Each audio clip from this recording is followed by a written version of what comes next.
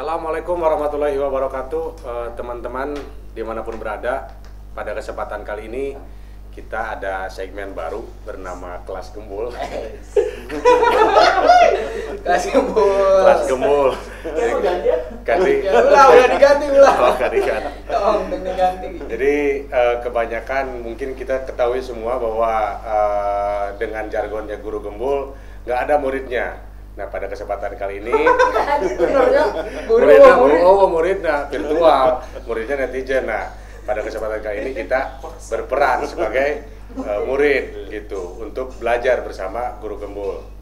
Kira-kira apa yang akan kita pelajari pada kesempatan kali ini? Mari kita simak bersama apa yang akan disampaikan oleh guru gembul. Juga nanti akan ada pertanyaan-pertanyaan yang ditanyakan oleh teman-teman. Mudah-mudahan pertanyaannya mewakili bagi para teman-teman yang menyimak di YouTube. Ya, temanya naon ini? Temanya apa? Temanya kita berbicara tentang sejarah PSK. Asik. Ya. Sejarah PSK. Yang panas-panas ya. Kepanasan. PSK itu naon? Singkatan itu naon PSK itu? Pekerja seks komersial atau bahasanya ada wanita tunasusila dan singkatan-singkatan yang lain sebagainya. Jadi kita akan belajar di akar sejarah, dampak secara sosial, kemudian perilaku dia atau dampak secara sosial, kemudian kita tinjau dari hukum asasi manusia dan kaitan apapun yang memang ada kaitannya. Untuk mempersingkat waktu, sebagai prolog, sebagai bahan pengajar pengantar akan disampaikan oleh Pak Guru. Silakan Pak Guru. Tapi saya bahan pengantarnya pengen sangat panjang jauh ke belakang gitu. Nggak apa-apa, silakan. Sejak sebelum zaman purba, sejak manusia masih berupa makhluk bersel satu. Bisa tuh, boleh gak? Jadi sebelum kita berbicara tentang sesuatu yang sosial, biar menjadi kuat dan ada pakemnya, kita bahas itu secara biologis dulu gitu. Jadi ceritanya tuh begini ya, dulu makhluk yang awal-awal terbentuk itu kan adalah makhluk yang sangat sederhana, yang kemudian kita sebut makhluk bersel satu, karena memang selnya cuma ada satu. Nah, tetapi ketika si makhluk itu menghuni bumi, dia makan sinar matahari, kemudian dia keluar oksigen, ya semacam itulah, kehidupannya itu seperti itu. Dia makan, kemudian berkembang biak, makin banyak. Setelah bumi menjadi terlalu banyak dengan makhluk-makhluk yang seperti itu, yang bersel satu itu, si makhluk-makhluk itu kebingungan karena dia sumber dayanya semakin sedikit, tetapi populasi individu mereka itu menjadi semakin banyak. Ya kan? Nah, karena itu maka muncullah kemudian karnivora pertama atau konsumen pertama. Konsumen ini dia tidak bisa mengolah langsung sumber dari matahari, tetapi dia harus memakan organisme lain agar dia bisa memproduksi. Makanya dia disebut konsumen dan yang pertama itu disebut sebagai produsen, gitu kan? Karnivora pertama itu pada akhirnya memakan makhluk yang produsen itu. Tetapi ketika si karnivora juga berkembang biak, maka dia harus memakan si produsen itu. Makin lama si produsennya makin habis, karnivoranya makin banyak. Ketika si karnivoranya makin banyak, akhirnya dia juga krisis sumber daya pangan yang bisa dia konsumsi. Akhirnya bingung kan? Nah, tetapi di situ mulai terjadi persaingan. Si produsen itu gimana caranya biar dia tidak dimakan, sedangkan konsumen itu bagaimana caranya biar dia bisa hidup dengan cara memakan, tetapi dia harus membatasi dirinya agar dia tidak menghabisi seluruh sumber daya. Kan rumusan paling awal dari prostitusi itu ini. Nah, jauh-jauh di sini. Karena setelah ada persaingan antara produsen dengan konsumen yang tadi itu, maka si sel itu harus berkembang, harus mengembangkan dirinya biar dia tidak terjebak pada stuck di situ saja. Sebab kalau dia stuck di situ, dia dimakan. Gimana caranya biar dia menjadi unggul? Gimana caranya biar dia bisa unggul dan tidak dimakan sama si konsumen tadi itu? Nah, kalau dia bereproduksi dengan hanya membelah diri, dia mengcopy dirinya. Kualitasnya sama saja. Ya kan? Kualitasnya sama saja, kualitasnya sama. Nah, maka ketika karnivora pertama muncul, di situ tak lama kemudian muncullah jenis kelamin baru, yaitu jantan. Jadi makhluk hidup itu garis dasarnya pada awalnya semuanya, ini gak bahas dulu soal agama ya, tapi garis awalnya semuanya itu adalah perempuan, betina. Si laki-laki awalnya juga adalah perempuan. Bahkan sampai dia beberapa bulan di dalam janin, dia itu adalah betina. Makanya si laki-laki, saya mohon maaf ya, si laki-laki itu di bawahnya itu pas bagian alat kelaminnya itu ada bekas jahitan. Tahu ya bekas jahitan di bawah itu? Nah itu sebenarnya karena dulunya itu betina dia. Betina yang ininya keluar. Nah, jadi seperti itulah. Tapi si laki-laki itu muncul dari perempuan. Apa faedah kemunculan si laki-laki? Agar si makhluk hidup yang tadi itu bisa berkembang biak. Dengan bukan hanya menggandakan diri copy paste sama persis, tapi dia menjadi lebih baik lagi, menjadi lebih besar lagi. Karena apa? Karena ketika ada si pejantan, pejantan itu memiliki 3 karakteristik.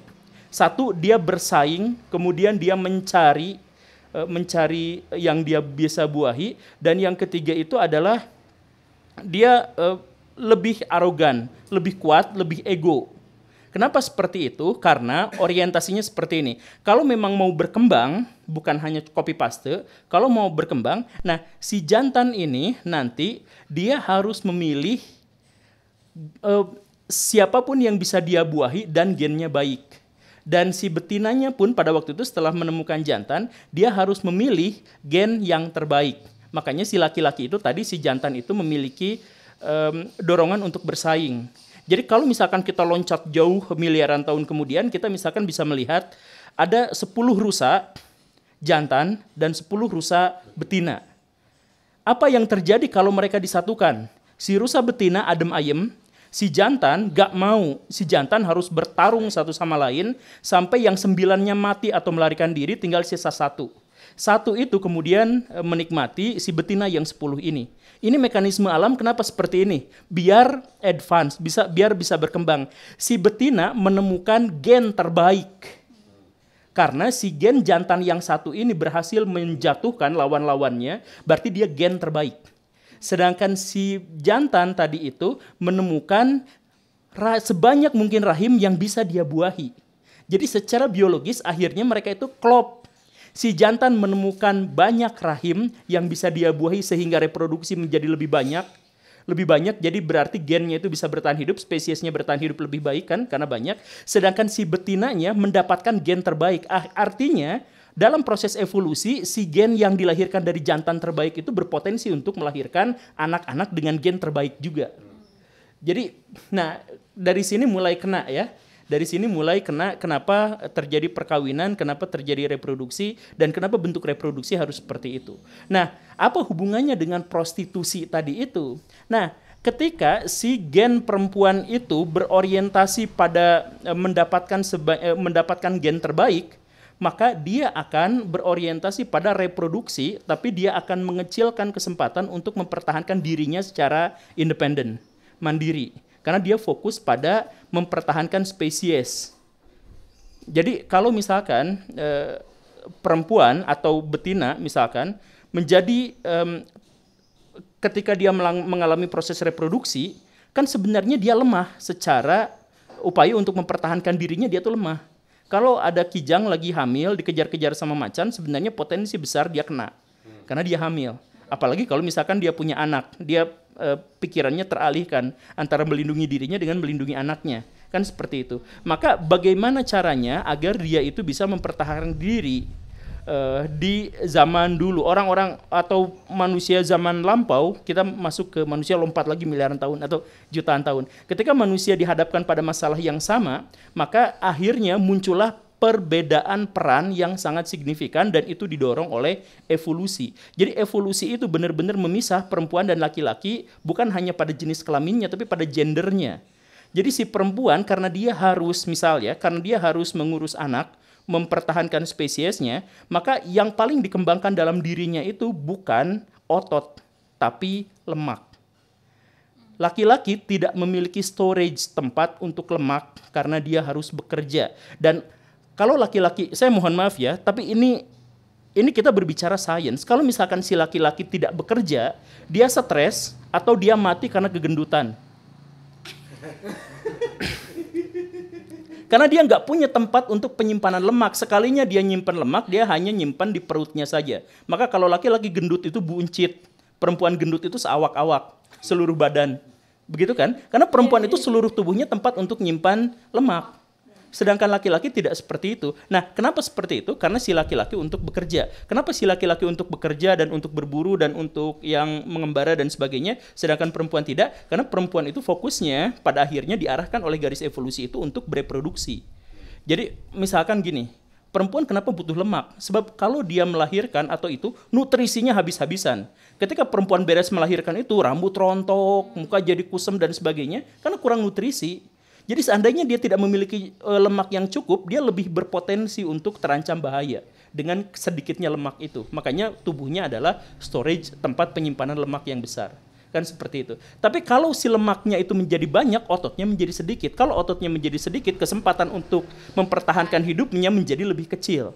Nah, di dunia ketika masyarakat sudah berkembang, masyarakat bercocok tanam, masyarakat sudah menetap di satu tempat, si perempuan yang tidak bisa melindungi dirinya gara-gara dia fokus pada reproduksi itu, akhirnya dia harus dia menghadapi sebuah dilema besar. Di satu sisi dia harus bereproduksi, di sisi lain dia harus melindungi dirinya. Gak ada manusia yang bisa memerankan dua sekaligus dengan baik kalau terjadi di masa lampau. Akhirnya si perempuan itu pada akhirnya harus menukarkan sesuatu untuk mendapatkan perlindungan dan untuk mendapatkan makanan. Apa perlindungan dan makanan itu? Nah, akhirnya kita masuk lagi ke yang lebih dekat lagi. Kalau si perempuan itu dia tidak bisa mencari makan sendiri, tidak bisa berburu mamut misalkan, padahal sambil gendong bayi kan susah sekali. Kebayang kan, ini hidup zaman purba ya, kita bayang zaman Ice Age gitu. Kan hese pisan atunya. Jabaning si orok nanti hayang jajan heula ka warung gitu kan, wah hese eta mah. susah pakai bahasa Sunda jangan. Ya. Apa itu? Nah, jadi ketika si perempuan itu butuh hidup, butuh perlindungan, butuh nafkah, tapi dia susah secara pribadi untuk bisa memenuhi target itu, maka dia harus mendapatkan itu, tapi harus mempertukarkan. Apa pertukarannya? Nah, pertukaran yang dimaksud inilah yang seks, yang pada akhirnya muncul dua lembaga di dunia masyarakat manusia itu, yaitu prostitusi dan pernikahan. Jadi maksudnya gini, saya akan berikan layanan seks asal berikan saya perlindungan dan nafkah. Gitu kan? Itu awal mulanya tuh seperti itu. Pernikahan dan prostitusi sama persis pada hal itu. Oke, saya akan berikan layanan seksual, tapi berikan kepada saya nafkah, makanan, dan perlindungan. Itu. Nah, tetapi di sini kemudian muncul masalah besar. Kalau si perempuan itu hanya memberikan layanan seksual untuk mendapatkan nafkah dalam waktu yang sangat singkat, sebentar, maka ketika dia nanti punya anak dan melahirkan, dia tetap aja hidupnya nggak terjamin. Dia mati juga pada waktu itu.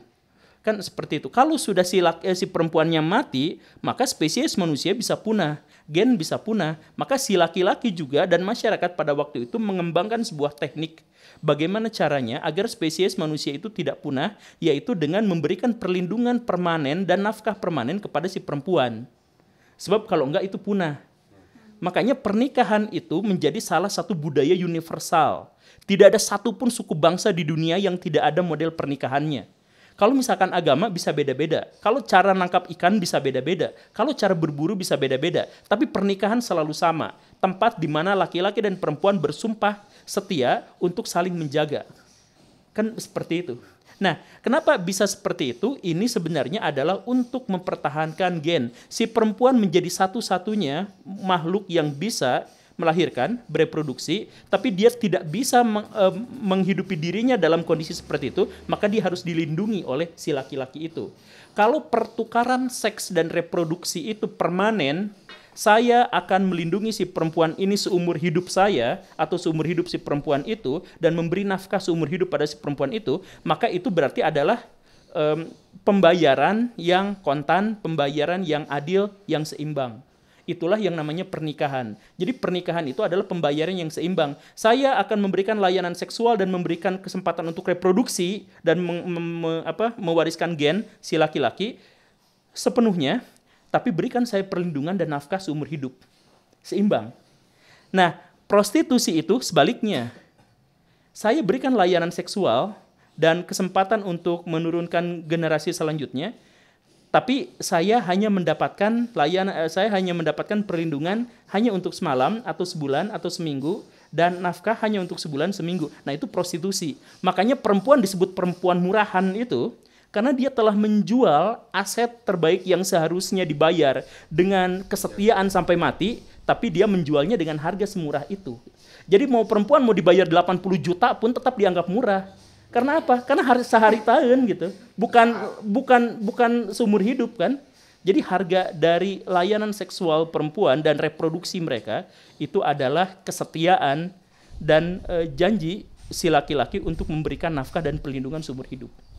Begitu. Itulah yang kemudian memisahkan antara prostitusi dengan pernikahan. Jadi ternyata sejarah prostitusi itu sama persis dengan sejarah pernikahan, bahkan berjalan bersamaan. Gitu. Panjang ya? Karena dari biologisnya gitu, dari nenek moyangnya kayak gitu. Berarti duluan prostitusi.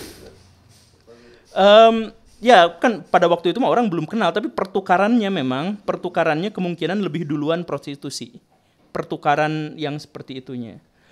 Cuman kemudian ketika manusia berkembang menjadi lebih, ya yang tadi saya bilang itu ketika manusia sudah mulai menetap itu berarti mereka berkesempatan untuk membangun relasi, membangun organisasi masyarakat, membangun budaya dan sebagainya. Di situ kan akhirnya muncul masalah-masalah yang tadi itu, masalah yang bahwa si laki-laki itu memang harus menetap dengan satu perempuan itu. Gitu. Begitu. Terus bedanya dengan nikah mut'ah apa tuh? Karena kan seperti ada jangka gitu kan. Misalnya dengan pernikahan itu adanya satu jaminan sampai misalnya seumur hidup misalnya gitu. Iya. Kawin kontrak, nikah mut'ah gitu ya. Sekali lagi kita abaikan dulu misalkan dimensi agama dalam hal ini ya. Kita sepakatin dulu ini. Jadi ceritanya adalah Nabi Muhammadnya tidak ada dulu, tapi ada masyarakat yang seperti itu gitu ya, masyarakat yang nikah mut'ah gitu. Jadi sebenarnya begini, tempat di mana pernikahan mut'ah atau kawin kontrak itu muncul, itu adalah tempat di mana persilangan antara masyarakat nomaden dengan masyarakat menetap. Paham ya? Wilayah yang sekarang namanya Saudi Arabia yang kemudian memunculkan istilah nikah mut'ah, walaupun kawin kontrak sebenarnya ada di banyak tempat, tapi kalau misalkan kita fokusnya ke nikah mut'ah itu, pada waktu itu Saudi Arabia atau Arab itu adalah persimpangan antara masyarakat nomaden dengan masyarakat menetap. Pada tahun 500-an, pada tahun 400-an sampai 700-an di masyarakat situ, itu yang nomadennya banyak, tapi yang menetapnya banyak. Yang menetap pada waktu itu hanya ada di 3 tempat saja, yaitu Mekah, Madinah, Taif. Dan dari 3 tempat itu Mekah yang paling baru sebenarnya di situ tuh. Nah, maka persimpangan antara itu, maka lembaga prostitusi dan lembaga pernikahan pun baru terbentuk pada waktu itu. Jadi dari prostitusi menuju ke pernikahan itu baru terjadi di situ karena masih persimpangan itu. Dan karena itu nikah mut'ah itu adalah pertengahan antara pernikahan dengan prostitusi.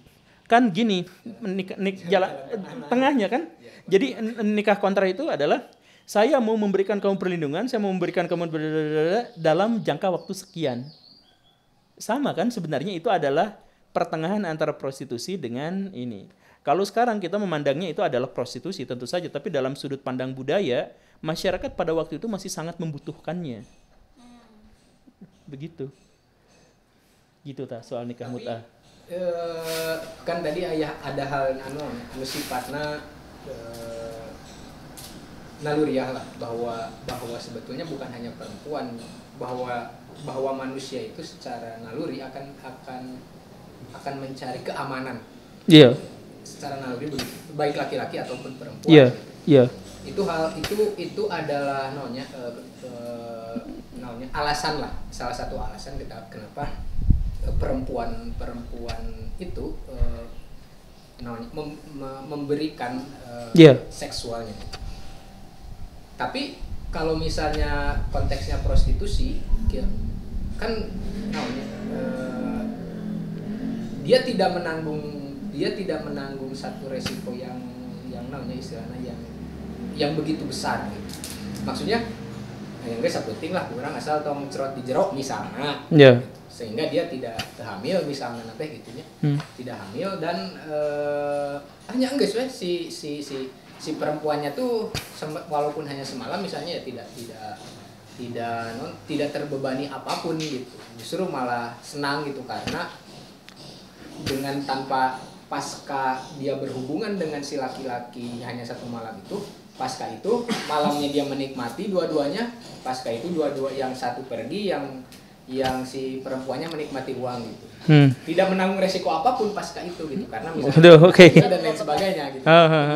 Ya sebenarnya ada itu upaya manusia sejak zaman dulu untuk memisahkan seks dan reproduksi. Jadi gimana caranya si perempuan itu tidak menanggung beban setelah enak-enak dengan si laki-laki yang enak-enak tapi nggak menanggung apapun kan. Nah jadi misalkan ya sejak zaman Menes 3000 tahun sebelum Masehi itu orang Mesir kuno itu sudah bikin kondom. Tinu naon bahanna tah? Karung goni. Punten. Ya maksudnya ya mungkin di peradaban yang lain ada itu ya, ada alat kontrasepsi yang sebagainya. Cuman temuan tertua itu memang adalah kondom dari Mesir kuno yang umurnya sekitar 3000-an tahun sebelum Masehi. Nggak benar-benar dari karung goni tapi dari benda yang sekasar itu. Nu lecet mana teh? Ya, tapi ya maksudnya memang sudah ada upaya untuk ke arah sana, tapi di masa lalu itu kita tidak memiliki cara lain gitu. Jadi misalkan ada budaya tradisional di Timur Tengah mah ajal nih misalkan ya. Jadi ya seperti itu. Tapi kan sebenarnya kehamilan nggak bisa dihentikan dengan itu karena biasanya ini dalam hubungan seksual yang normal sebelum ejakulasi itu kan ada Iya dan itu tuh gak kerasa, seringkali gak kerasa. Jadi iya gitu. Jadi sebenarnya walaupun ada upaya untuk melakukan misalkan yang ajal dan lain sebagainya yang seperti itu di masa lampau, tetap saja itu tidak efektif, tidak efisien. Makanya orang berpikir bukan soal untuk ejakulasi di dalam atau enggak, bukan berpikir soal itu, tapi menciptakan norma-norma agar si perempuan pas melakukan proses reproduksi itu terjadi setelah ada kepastian dan sumpah setia dari si laki-laki yang mau berhubungan dengannya. Jadi fokusnya, karena pada waktu itu teknologi belum maju kan, jadi fokusnya adalah bukan soal pencegahan atau pemisahan seks dengan reproduksi, tapi fokusnya adalah menciptakan tatanan moral agar ya si laki-laki itu setia pada si perempuan dan sehingga terjadi proses reproduksi itu si laki-laki ada di sampingnya dan menjaga dan menjamin keamanan dan nafkah buat si perempuan yang melahirkan itu. Gitu. Berarti poligami mah jauh sebelum ada hukum atau apapun itu sudah begitu tuh. Kalau untuk sebagian besar mamalia memang seperti itu. Sebagian besar. Kenapa seperti itu? Karena dalam bahasa biologis modern itu, gen itu lebih penting daripada individu. Jadi mendingan, saya mohon maaf ya, misalkan ya, mendingan ngebunuh orang-orang yang semacam ini daripada manusia punah gitu. Betul kan seperti itu ya? Menghasilkan gen yang buruk. Atau daripada menghasilkan gen yang buruk, yang merusak gitu ya, dan lain sebagainya. Nah, jadi sebenarnya poligami itu arahnya untuk itu. Ada sekelompok rusa yang terdiri dari 100.000, tapi dia dikejar-kejar terus sama macan. Macan butuh makan itu seminggu sekali, berarti dia habis. Jadi si proses reproduksi itu harus bisa mengimbangi atau mengungguli jumlah yang dimakan sama macan. Gimana caranya rusa yang hanya bisa melahirkan setahun sekali itu bisa mengimbangi dia dimangsa sama harimau seminggu sekali. Gimana caranya? Yang melahirkannya harus banyak. Nah, iya kan? Nah, gimana cara yang melahirkannya itu harus banyak? Si betinanya harus banyak, si jantannya yang sedikit. Jadi begitu cerita, itu adalah upaya untuk mengimbangi. Makanya ini juga terjadi, poligami itu pasti terjadi di negara-negara yang rawan konflik. Semakin sering konflik terjadi di situ, Palestina. Kayak iya, Palestina, ya. iya. Semakin sering konflik terjadi di sana, semakin banyak atau semakin manusia itu semakin cenderung untuk menjadi poligami. Sebab kalau tidak poligami, saya pernah bilang di salah satu video, di Timur Tengah itu, kalau laki-lakinya tidak poligami, mereka sudah punah sejak awal. Punah manusianya. Jadi poligami dalam konteks itu adalah sebuah solusi untuk bisa mempertahankan spesies atau minimal mempertahankan suku dan kabilah. Berarti kalau di Cina mah mereka nggak perlu poligami ya? Nah, Cuma ada yang populasinya banyak. Banyak banget. Oke. di Cina kan. itulah sebabnya, saya mohon maaf ya, testosteron laki-laki Cina itu sedikit dan kecil. Oh, berarti ngaruh ya? Iya, orang Berarti saya oke, berlaku Di Indonesia? kebalikannya. Iya, berlaku Kamu kebalikannya. poligami kudu gede. bukan soal gedenya tapi jumlah. Ukuran itu sebenarnya, ukuran itu gak ngaruh sebenarnya, ukuran itu ngaruhnya sama persaingan. Jadi gini nih, si gorila itu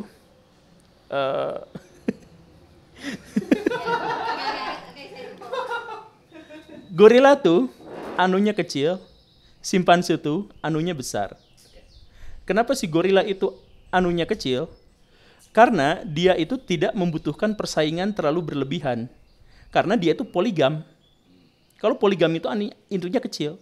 Kenapa tidak seperti, kan dia menguasai si betina. Menguasai betina.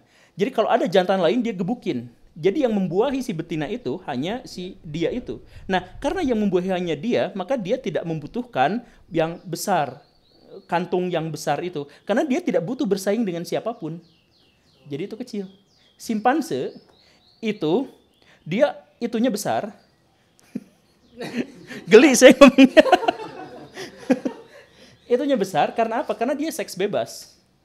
Dia udah punya satu pasangan tapi langsung nyari-nyari yang lain. Nah, jadi si betina itu dibuahi sama banyak jantan sekaligus. Gimana caranya agar hanya gen dia aja yang dibandingkan gen-gen yang lain, hanya gen dia yang akhirnya menjadi anak gitu, jadi zigot. Gimana caranya? Dia harus punya cadangan sel sperma yang banyak, makanya gede. Jadi kalau yang itunya gede-gede itu sebenarnya adalah yang seks bebas. Kalau yang itunya kecil-kecil itu berarti poligam. Berarti Rumusan biologisnya tuh gitu. Jadi bukan berarti manusia bakal seperti itu juga. seperti itu, Saya tapi bingung. ya karena manusia itu sebenarnya ada kontradiksi. Kenapa kontradiksi? Karena manusia punya neokortex. Sebab atau akibat itu. Apanya? Jadi karena kita poligam otomatis kecil atau dari kecil karena bobogaan anu urang kecil otomatisnya orang poligam. Gak, jadi gini nih, manusia itu agak spesial dibandingkan makhluk yang lain. Jadi pada akhirnya manusia itu menjadi sangat berbeda statusnya dan dipisahkan dengan rumusan-rumusan dengan mamalia yang lain karena kita itu benar-benar sepenuhnya berbeda. Misalkan begini, perempuan itu ketika melahirkan susahnya minta ampun bahkan bertaruh nyawa. Itu kan sebenarnya tidak, dalam tanda kutip, tidak alamiah. Segala sesuatu yang alamiah itu kita akan mengalaminya secara nyaman dan biasa-biasa aja. Kita makan itu alamiah. Gak mungkin menghasilkan rasa sakit kecuali yang kita makan durian mentah, kulitnya sama di kulitnya diterai bulat gitu, ditelan bulat-bulat, iya kan? Itu kan gak alamiah. Nah, semua yang alamiah itu gak akan menghasilkan hal buruk kepada manusia. Tapi melahirkan kenapa menghasilkan hal buruk? Kenapa sakit? Bukan hanya sakit, tapi potensial untuk menyebabkan kematian. Kenapa coba? Di situ sebenarnya ada masalah juga. Jadi masalah yang teknisnya, ini masalah teknisnya. Karena si manusia itu otaknya besar, kapasitas otaknya itu besar. Nggak bisa dikecilin. Jadi pas proses melahirkan itu, kan bayi itu yang paling gede tuh, yang paling susah dilahirkan tuh, kepalanya kan. Iya. Nah, karena kepalanya sudah menampung otak yang sudah sangat besar. Jadi kalau si perempuan itu dibuat mudah, misalkan otaknya harus kecil. Tapi kalau si otaknya harus kecil berarti belet. Jadi bukan jadi manusia gitu. Tapi gitu kan? Tapi untuk jadi manusia berarti sudah harus ada pertumbuhan otak yang besar di dalam rahim. Nah, kalau sudah besar berarti dia harus mengorbankan proses. Tapi itu juga sebenarnya dilema, itu kontradiksi, itu sampai sekarang juga para ilmuwan masih masih kebingungan juga gitu. Misalkan kenapa tidak si pintunya diperbesar aja gitu misalkan. Kan otaknya diletikan ya. Tapi si ininya yang diperbesar. Maksudnya pandangan. Tapi kalau misalkan si pintunya, nah ini juga sebenarnya kan akhirnya memunculkan konsekuensi yang lebih besar lagi ke depannya gitu. Tapi intinya sebenarnya manusia itu masih memiliki kesulitan-kesulitan dalam hal itu gitu. Jadi apakah laki-laki itu sebenarnya poligam atau tidak dan lain sebagainya? Kita gak maksudnya gini nih, otak seluruh makhluk hidup itu didesain hanya untuk bertahan hidup.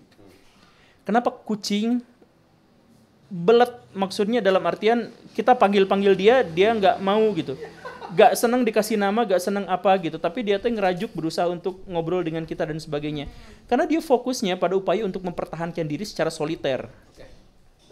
Jadi artinya apa sih, otak berkembang hanya untuk memenuhi kebutuhan hidupnya. Bahkan ketika si kucing itu main sama teman-temannya gegelutan, itu mainnya gegelutan bukan lari-lari. Kenapa? Karena dia harus masa depannya dia harus menangkap hewan, harus gelut. Kuda waktu kecilnya kenapa dia harus lari-lari? Mainnya itu lari bukan berenang gitu. Karena di masa depan dia akan berlari gitu. Kan seperti itu. Nah, jadi seluruh makhluk hidup itu si otaknya hanya berkembang untuk memenuhi kebutuhan hidupnya. Manusia gak itu gitu. Bukan hanya itu tapi lebih kompleks, lebih luas. Iya, lebih membingungkan. Makanya dalam hal inilah kemudian manusia dipisahkan dengan makhluk hidup yang lain. Bahkan meskipun secara biologis kita sadar bahwa kita sepenuhnya adalah hewan, secara biologis kita gak mungkin menampik bahwa manusia itu punya sesuatu yang membuatnya berbeda dengan hewan lain. Begitu kan? Daging sekali. Daging. Enggak, maksudnya obrolannya. Ditarik ke sekarang nih. Nah, Tarik ke sekarang. Teksain aja gimana? Konteks hari ini. PSK. Oh iya, tadi kita ngobrol PSK ya. Konteks hari ini. Iya, nah sebenarnya sekarang sudah ada jadi semua kesulitan terkait dengan masa lalu itu, kesulitan manusia untuk memisahkan seks dan reproduksi itu sekarang sudah dipisah. Sekarang seks tidak sama dengan reproduksi. Kalau dulu kan konsekuensi logis, itu kepastian gitu. Nah sekarang sudah dipisah. Makanya moral, saya mohon maaf ya, ini mungkin adalah sesuatu yang sangat kontroversial, tapi beginilah apa adanya. Moral ketika laki-laki dan perempuan itu harus menikah sebelum berhubungan seksual adalah moral ketika seks dan reproduksi belum bisa dipisahkan. Ketika sekarang sudah terpisah, orang pada protes. Makanya di negara-negara barat moral itu ditinggalkan. Ngapain saya seks harus sesudah nikah ketika seks dan reproduksi sudah terpisah dan sudah tidak ada konsekuensi apapun ketika saya melakukan seks dengan siapapun. Kan sudah seperti itu. Ya, makanya sekarang di negara-negara barat seks itu menjadi bebas. Seks bebas itu bukan hanya gara-gara hedonisme yang kita pahami secara dangkal. Tapi itu muncul dari sebuah falsafah bahwa ini pemberontakan falsafah tua. Apa yang mendorong kita untuk menikah itu adalah nilai-nilai moral zaman dulu ketika seks dan reproduksi belum terpisah. Sekarang sudah. Jadi ngapain juga kita mesti mempertahankan itu? Kan makanya sekarang perdebatannya itu kan sebenarnya di situ. Ya, saya gak mengarahkan ke salah satu ini ya, cuman sekarang di barat jadi seks bebas dan menganggap kita itu adalah orang-orang kuno, sedangkan kita masyarakat Indonesia menganggap orang-orang barat itu terlalu liar dan sebagainya. Itu adalah persaingan perdebatan filosofis di bidang itu gitu. Ya, mangga kalau misalkan mau ikut salah satu pihak mana. Pindah wae gitu. Ke Garut.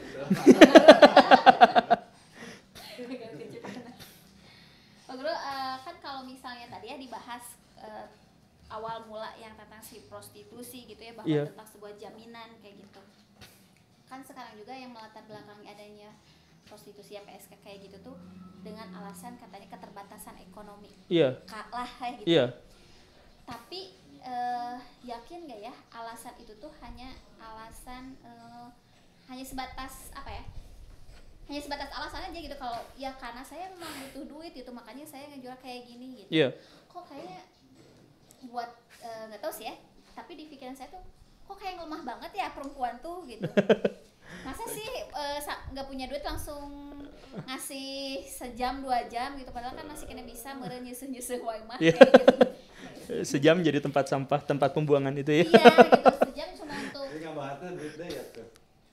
Iya kan maksudnya itu kan enggak. Tapi gini nih, ada evolusi biologis yang akhirnya masuk ke dalam ranah sosial. Dan ini akhirnya membatasi si perempuan itu. Jadi apa? Kan tadi awal mulanya itu karena perempuan itu bereproduksi dan itu ternyata rentan buat dirinya, maka dia membutuhkan perlindungan dari si laki-laki untuk makhluk-makhluk hidup yang tarafnya tinggi gitu. Kalau semut mah enggak, tapi yang taraf ininya tinggi seperti itu. Nah, akhirnya apa? Si perempuan itu menjadi semakin kesini itu menjadi semakin lemah. Si laki-laki menjadi semakin kesini itu menjadi semakin kuat. Karena apa? Karena si perempuan, anggaplah misalkan si perempuan dengan laki-laki itu sebenarnya kekuatan fisiknya itu hanya 90/100 misalkan gitu ya. Tetapi gara-gara ini berkembang lama sekali, akhirnya sekarang itu menjadi lebih dari setengahnya. Jadi kekuatan laki-laki itu menjadi lebih dari 2 kali lipat kekuatan si perempuan. Menjadi seperti itu. Kenapa seperti itu? Karena membudaya. Jadi si perempuan menjadi ingin menjadi semakin lemah dan semakin tidak berdaya dan menjadi semakin tidak punya apa-apa. Si laki-laki selalu ingin menjadi lebih kuat dan seterusnya. Jadi misal gini, kalau laki-laki datang nge-gym, ke gym untuk membesarkan, perempuan untuk mengecilkan. Jadi untuk melemahkan dirinya. Jadi perempuan beli kosmetik itu biar kulitnya lembut. Halus, lembut itu sebenarnya adalah kesamaan dari kelemahan. Lemah, lembut. Iya kan? Berarti aslinya haradak gitu. Enggak, maksudnya gini nih. Perempuan itu kuat. Anggaplah si perempuan itu kuat sama dengan laki-laki. Tapi gimana caranya biar dia tampil memikat? Dia harus cantik. Apa yang dimaksud dengan cantik? Lemah. Makanya kalau foto perempuan model cantik, yang dimaksud cantik itu gini. Dengan wajah yang saya jelaskan bahasa tubuhnya ya. Saya jelaskan bahasa tubuhnya. Ini pseudoscience, tapi pada bagian ini terkonfirmasi. Mata setengah terbuka, setengah tertutup, setengah terbuka gitu kan. Kalau laki-laki cool itu, laki-laki keren itu, dia tatapan matanya tajam dan fokus. Keren. Cewek keren. Oke? Laki-laki fokus artinya si laki-laki itu punya pandangan, punya orientasi, punya kekuatan. Perempuan lemah, siap-siap untuk digarap. Makanya gini. Laki-laki ketika mau keren dia nunduk, tatapan mata ke depan. Perempuan siap dipenggal. Jadi dia semua ekspresi kecantikan perempuan itu adalah ekspresi lemah. Dia foto diranjang dengan pakaian yang tipis, itulah yang disebut dengan cantik. Rambut panjang gini, mata yang setengah terbuka, setengah tertutup, tanda dia sama sekali tidak waspada. Iya kan? Tanda sama sekali dia tidak siap untuk berhadapan atau berkonfrontasi dengan pihak yang lain. Jadi cantik itu apa? Ketika si perut kecil, tangan kecil, tapi bagian-bagian yang berhubungan dengan seks besar, yang berhubungan dengan upaya mempertahankan hidupnya kecil. Itulah yang dimaksud dengan cantik. Jadi akhirnya si perempuan yang awalnya dengan laki-laki itu perbedaan kekuatan fisiknya misalkan hanya 10% atau 20% misalkan, ketika menghasilkan budaya, perempuan menjadi semakin ingin lemah demi kecantikan, si laki-laki menjadi semakin ingin kuat demi kegantengan atau kecakapan. Dan karena itu, maka mobil, motor, dan semua alat-alat yang diciptakan manusia modern itu sebenarnya menjadi untuk laki-laki. Ketika misalkan ada motor diciptakan untuk perempuan, Yamaha Mio, masa nyebut merek nggak apa-apa ya? Itu kan dulu slogannya adalah untuk perempuan kan? Judulnya adalah wanita jangan mau ketinggalan gitu kan. Mio pas awal-awal muncul itu karena apa? Karena memang buat perempuan. Dibuatnya apa? Motornya ringan, gampang, tanpa kopling, tanpa apapun. Biar artinya apa? Itu mengakui kelemahan si perempuan, oke? Tapi ketika si motor Mio pun laku, yang naiknya laki-laki, perempuan tetap pengen dibonceng. Coba kalau misalkan ada laki-laki jalan sama perempuan bareng gitu ya, kemudian mau naik motor, perempuan gak ada yang inisiatif naik duluan gitu. Si laki-lakinya dibonceng, gak ada. Yang berinisiatif adalah tiba-tiba si laki-laki yang nongkrong di depan dan si perempuan yang pengen dibonceng. Kecuali dapat gojek. Iya. Jadi maksud itu, pada bagian itu, budaya itu pada akhirnya sudah mendorong si perempuan menjadi semakin lemah. Semua iklan kosmetik itu melemahkan perempuan. Ada anak kecil, perempuan. mau main bola. Kenapa kamu main bola? Tapi kan kalau aku main bola nanti rambut aku kusut. Jangan khawatir, pakai sampo Lifebuoy. Misalkan yang seperti itu ya. Fun banget. Jadi ya benar kan yang seperti itu ya. Iya sih, betul. Jadi si perempuan itu baru boleh main sama laki-laki, sama kuat dengan laki-laki kalau kecantikannya tidak terancam.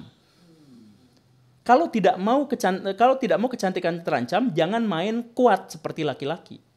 Itulah yang pada akhirnya menjadi budaya itu. Masalah bias gender itu menjadi semakin pekat ketika budaya masuk dan ikut campur pada masalah-masalah biologis yang tadi itu.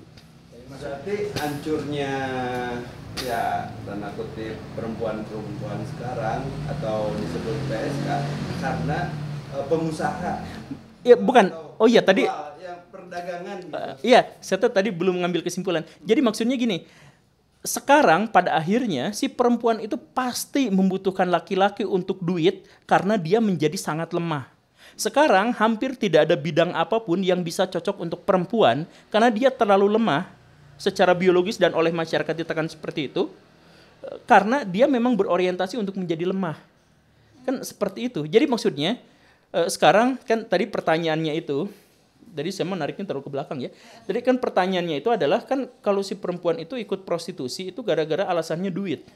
Hampir pasti sekarang itu perempuan memang sangat membutuhkan dari laki-laki karena semua teknologi, rumah dan sebagainya yang dibangun itu tidak memungkinkan untuk si perempuan yang bangunnya gitu. Gitu kan? Misalkan yang tadi itu naik motor mogok di tengah jalan. Si perempuan kalau misalkan mau ngebongkar sendiri, itu si tenaganya tenaga laki-laki untuk ngebongkar itu teh. Iya.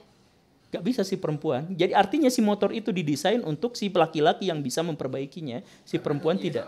Karena nunyiannya laki-laki dan si perempuan memang tidak mau masuk ke situ karena budaya yang tadi itu. Akhirnya apa? Akhirnya prostitusi itu menjadi satu hal yang langgeng, yang lestari, yang abadi. Dan selalu menjadi alasan utama untuk itu karena ini. Coba kalau misalkan sekarang dipertanyakan, ada sebenarnya perdebatan antara germo perempuan dengan seorang aktivis feminis yang saya lupa lagi namanya. Ada perdebatan di situ. Si aktivis feminis bilang bahwa prostitusi itu menghancurkan perempuan. Karena si perempuan itu dibayar sekian untuk memenuhi hasrat keinginan laki-laki dan sepihak. Kan itu fantasi laki-laki diwujudkan dengan perempuan gimana caranya gitu kan, aneh-aneh gimana caranya, tapi itu kan si laki-laki yang pengen, si perempuan yang dibayar. Dalam hal itu berarti si perempuan itu objek, kata si aktivis feminis itu. Maka prostitusi itu sebenarnya buruk untuk si perempuan. Tapi kemudian si germo yang perempuan itu masalahnya, kalau kamu mengatakan seperti itu, kamu telah menghilangkan salah satu dari sedikit sekali potensi perempuan untuk bisa lebih kaya daripada laki-laki. Ya. Gimana deh? Ya udah sok perempuan mau jadi apa kalau misalkan gak yang berhubungan dengan seks. Jadi misalkan perempuan di zaman sekarang bisa nggak mengungguli ekonomi laki-laki tapi tidak berhubungan dengan seks. Kan perempuan biar bisa kaya dia jadi model. Berhubungan dengan seks. Perempuan jadi apa lagi gitu. Oke lah bisa misalkan jadi presenter. Untuk jadi presenter harus cantik loh. Laki-laki jelek itu diterima oleh masyarakat. Tapi kalau perempuan jelek itu enggak. Tidak menarik. Bener kan? Good looking. Iya, yang harus good looking gitu. Saya tuh mukanya ya gini gitu, tapi saya diterima. Tapi kalau misalkan si perempuan mungkin susah untuk itu gitu. Jadi sebenarnya lagi-lagi masyarakat itu pada akhirnya menciptakan sebuah frame di mana perempuan tidak bisa menjadi lebih kaya daripada laki-laki kecuali dia memainkan kartu asnya itu, yang seks dan reproduksi itu. Makanya akhirnya di sini muncul privilege buat perempuan. Muncul privilege itu, kalau laki-laki mau terkenal dari YouTube, dia harus mengembangkan apa yang menjadikan dirinya eksisten. Misalkan dia pinter, misalkan dia jago main drum dan sebagainya. Perempuan gak usah ngapa-ngapain, cukup joget. Dengan pakaian yang mini, followernya sama atau lebih banyak daripada si laki-laki dan karena itu duitnya lebih banyak. Jadi akhirnya di dunia modern itu mendorong si perempuan untuk tidak memiliki pilihan lain selain menjual privilege-nya tadi itu. Terasa itu fenomena itu sangat terasa gitu. Kenapa? Karena nya awewe mah kudu ribet sebenarnya mah hayang grow teh gitu lah. Iya. Tinggal joget lah istilahnya, tinggal make singlet hunkul atau kumaha gitu. Di TikTok followers langsung naik. Itu langsung naik. Tinggal buka handphone. Eta mah Itu maksudnya menggunakan modal yang alamiah gitu. Kamu modal aya di diri manehna gitu lah istilahnya. Iya, makanya ini dilemanya. Jadi nu feminis nu paling feminis. Nya jika lingkaran setan Iya, gitu memang. Karena pada akhirnya ketika manehna gitu secara tidak langsung dia sendiri yang mendesain kebudayaan hari ini, dia sendiri yang menciptakan. Iya begitu. Iya si perempuan ini gitu. Si perempuan ini pada akhirnya yang mendesain. Kayak supply and demand gak sih? Iya. Karena perempuan tahu gitu kan otaknya laki-laki itu seperti itu, ya udah deh, gue bikin kayak gini gitu kan. Udah gampang gitu. Ya, gitu. Gak usah. Pada akhirnya untuk memutus si mata rantai itu. Potensinya lebih gede. Iya, dan memutus mata rantai itu tetap dari perempuan juga tuh, kalau kayak gitu mah. Iya, dalam hal ini sih pertama kita kalau misalkan bicara soal masyarakat kita gak bisa lagi ngomong gender laki-laki atau perempuan, tapi harus kompakan semua gitu. Makanya dalam banyak hal saya menentang feminis sebagai sebuah ideologi yang menurut saya utopis dan tidak didasarkan pada sains, sama seperti komunis, sama seperti anarko. Ideologi, saya mohon maaf ya, tapi pandangan saya pribadi itu adalah ideologi-ideologi yang tidak didasarkan pada sains dalam hal itu. Tapi kita harus berterima kasih luar biasa pada feminis itu, karena dari situlah kita bisa melihat di sekolah kita ada anak-anak perempuan. Iya. Kan tanpa feminis jadi kan tadi bilang ada lingkaran setan. Nah, satu yang bisa menahan lingkaran setan itu adalah gerakan feminis. Kalau enggak si perempuan tetap akan jadi hanya ada ditempatkan di dapur sumur kasur aja. Beki jauh. Yang membuat ya sekarang memang masih jomplang gitu ya, misalkan CEO laki-laki dan perempuan beda jauh, kekayaan rata-rata laki-laki perempuan beda jauh dan sebagainya, tapi itu tuh masih lebih lumayan sebab sebelumnya itu dibandingkan dengan feminisme itu sama sekali tidak ada. Tapi berarti memang siklus ini memang tidak mungkin atau utopis untuk dihilangkan. Saya mah agak bisa meramal masa depan kayak gimana gitu ya. Cuman kalau misalnya membaca kemungkinan di dalam sains kayak gimana? Kita bisa mengubah itu semua setelah kita sepenuhnya merekayasa manusia. Dan arah manusia itu kan sekarang sedang merekayasa manusia. Sebenarnya kan begitu. Bikin aturan-aturan. Bukan, rekayasa itu maksudnya rekayasa maksudnya gini nih. Sekarang manusia itu sudah melanggar kodrat Tuhan sepenuhnya, seluruhnya. Misalkan begini ya, ada pertanyaan orang-orang Islam anu ayeuna teh lalieur sana. Lamun misalkan kita puasa di Norwegia, beurangna lila, peutingna sakedeung. Atau dalam musim tertentu sebaliknya, malamnya sebentar bisa, malamnya lama pisan. Ini bukanya gimana? Masa saya puasa sampai 18 jam gitu? Kan itu mah susah pisan. Nah, sebenarnya masalahnya bukan di agamanya, masalahnya adalah manusia sudah hidup di Norwegia. Manusia itu kodratnya nggak hidup di Norwegia karena di sana itu terlalu dingin. Manusia bisa bertahan hidup di sana itu karena mampu merekayasa alam. Artinya dia bisa menciptakan mesin penghangat. Gak ada manusia yang bisa bertahan hidup 6 bulan tanpa matahari, tapi di Norwegia ada yang seperti itu kan. Iya. Jadi maksudnya manusia seharusnya tidak ada di sana. Ya. Tapi sekarang ada di sana gara-gara ini. Jadi permasalahan-permasalahan fikih sekarang itu muncul bersamaan dan banyak ketika manusia, orang-orang Islam misalkan sudah menghentikan ijtihadnya, atau sebagian orang sudah menghentikan ijtihad ketika ijtihad sangat dibutuhkan sekarang. Karena kodrat itu sudah dilawan. Nah, di masa depan kodrat itu semakin terlawan. Kodrat itu semakin dihancurkan. Jadi seks dan reproduksi nyatu sekarang dipisah, itu melawan kodrat sebenarnya. Iya kan? Sebenarnya seperti itu. Atau ya orang di Norwegia nanti ke depannya si artificial intelligence mengambil alih, masukkan ke dalam otak. Kalau misalkan artificial intelligence tidak dikombinasikan dengan otak, kita akan dijajah sama robot. Caranya agar di masa depan caranya agar kita tidak dijajah oleh robot adalah kita mengintegrasikan seperti yang diupayakan sama Elon Musk, mengintegrasikan artificial intelligence ke dalam intelijensi manusia. Dari situ manusia menjadi sangat pintar. Kalau mau pintar nge-download aja, nggak butuh guru. Kalau nggak butuh guru, itu pesantren-pesantren bubar semuanya. Karena setiap santri, setiap anak langsung nge-download semua ilmu pengetahuan dan kesadaran dan memori yang dibutuhkan untuk dirinya untuk bisa mengetahui segala sesuatu. Saya pengen jadi insinyur, nggak butuh itu nanti sekolah, nggak butuh ijazah, download semua ilmu pengetahuan tentang insinyur, masukkan ke dalam otak, langsung cerdas pada bagian itu dan langsung terampil pada bagian itu. Kalau masa depan sudah seperti itu, lingkaran setan yang tadi disebut itu hilang.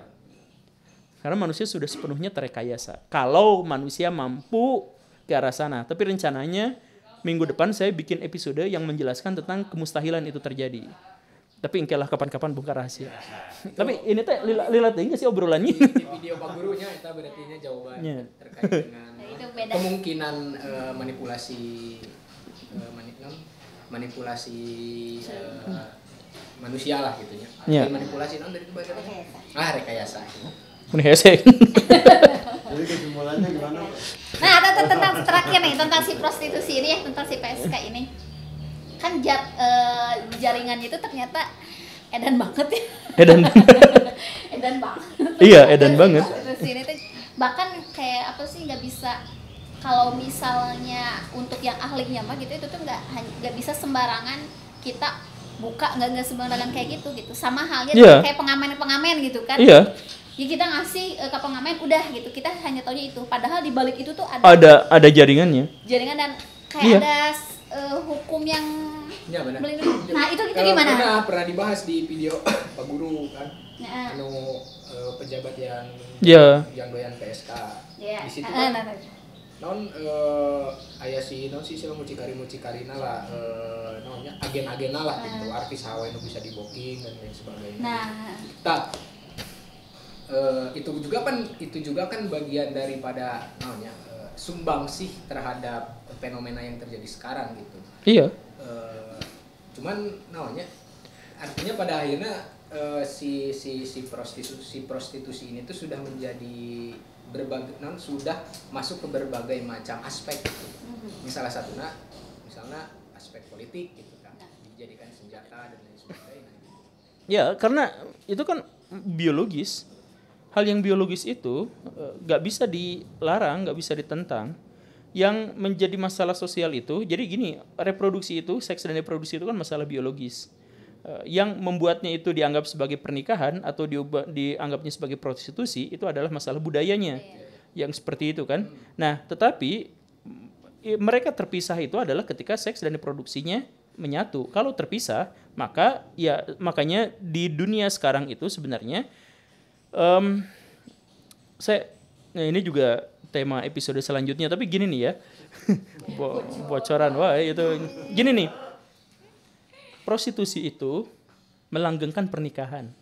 Selingkuh itu melanggengkan pernikahan untuk manusia zaman modern.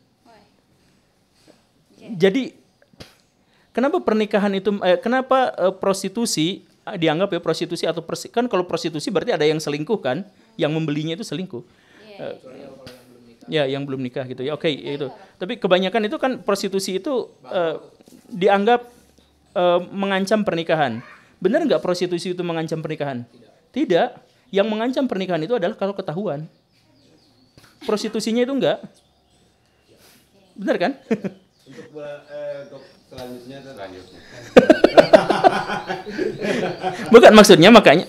Enggak, maksudnya untuk selanjutnya berarti benar nggak prostitusi mengancam pernikahan? Oh, jadi episode selanjutnya gitu.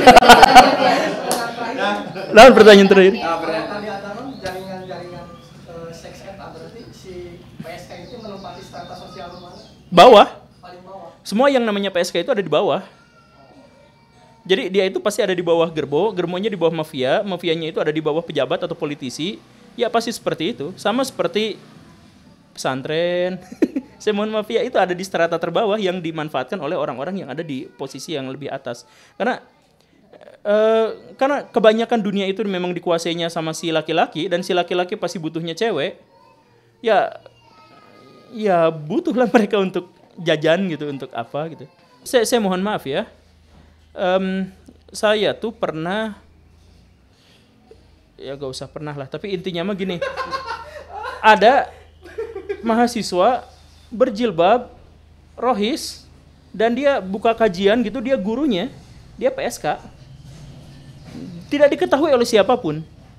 Karena seks dan reproduksi sudah terpisah, dia melakukan ini dan dia melakukan itu, dan dia tobat setiap hari, dan dia bilang ini kepepet atau karena dia hobi, atau karena sebenarnya dia memang punya orientasi ke arah sana secara dirinya sendiri memang pengen gitu untuk itu gitu. Jadi pengen ongkoh, duit ongkoh dan sebagainya, dan dia tidak mengalami konsekuensi apapun. Ketika dia masuk ke masyarakat, dia jadi ustazah, mahasiswa gelis pisan itu. Dan ya biasa-biasa aja, fine-fine aja, kan nggak ada orang yang tahu dengan itu. Makanya yang saya bilang tadi itu, prostitusi itu merusak karena diketahuan. Prostitusinya sendiri itu, tapi sumpah saya nggak pernah prostitusi ya. Disclaimer. Ya serius saya mah. Ya udah, itu kesimpulannya bahwa manusia itu memang selalu mencari rasa aman. Termasuk kesimpulan tadi bahwa orang tidak pernah prostitusi.